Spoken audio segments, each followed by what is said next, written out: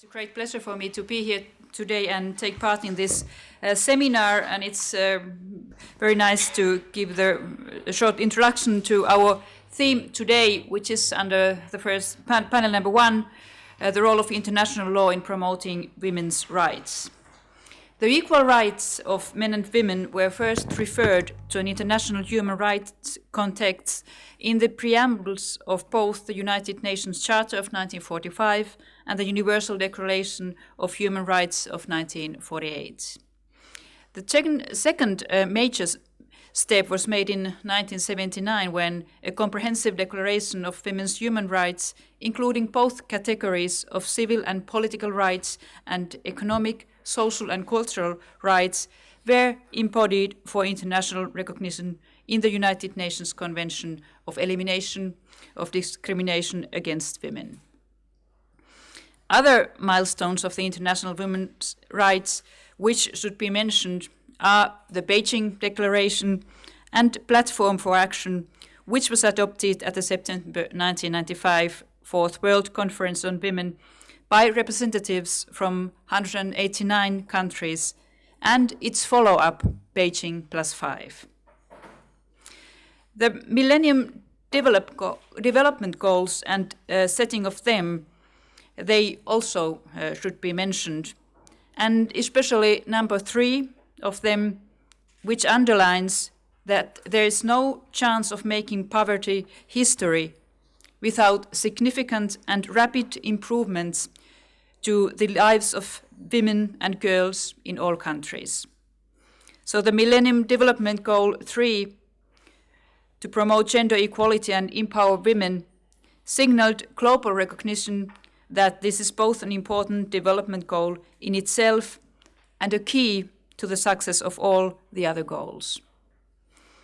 I also want to stress the importance of the UN Security Council's Resolution 1325.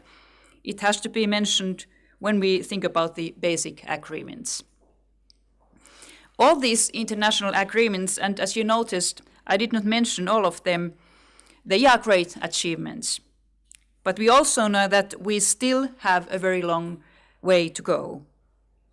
In today's world, human rights are still very threatened, not least by a world in which civil and international conflict has become the mainstay of life, in which civilians are increasingly at risk from related human rights abuses. Likewise, with regard to women's rights, how can we be optimistic when rape and sexual assault are used to achieve political objectives during armed conflict, when every year thousands of women and girls are murdered in the name of honor, and when trafficking of women is widely acknowledged as one of the most lucrative industries for the international criminal underworld. Also, a new report by the European Union Agency for Fundamental Rights presents alarming results, and this survey was world's biggest ever survey on violence against women. The survey reveals the extent of abuse suffered by women at home, work, in public and online.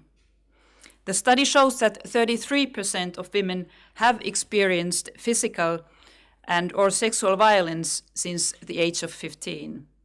That corresponds 62 million women. The report also informs us that 43% have experienced some form of psychological violence by either a current or a previous partner, such as public humiliation, forbidding a woman to leave the house or locking her up, forcing her to watch pornography, and threats of violence.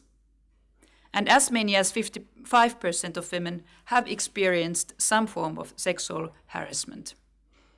It is very sad that 67% of women did not report the most serious incident of partner violence to the police or any other organization. When we think about women's rights, we have to bear in mind that also a lot of progress has been made. For example, the gender parity in primary education has almost been achieved, and women's proportion in national parliaments have grown. But in any case, there is a lot to do. In regard to the future steps, and also when we think about this international law, I think that gender equality and women's rights are key to addressing the unfinished business of the Millennium Development Goals and accelerating global development beyond 2015. The post-2015 framework should retain a strong, standalone goal on gender equality and women's empowerment, as recommended, and also it should include gender-specific targets and indicators in other goals. As a strong post-2015 framework should take a holistic view on gender inequalities. It should address girls' completion of quality education, women's economic empowerment, universal access to sexual and reproductive health and rights, ending violence against women and girls. We also have to strengthen women's voice, leadership and influence, women's participation in peace and security, and women's contributions to environmental sustainability. Ladies and gentlemen, human rights for women require firstly the setting of human rights standards, the acknowledgement by the international community, and the adherence by state parties, but also the challenging of a wide range of fundamental cultural and religious beliefs.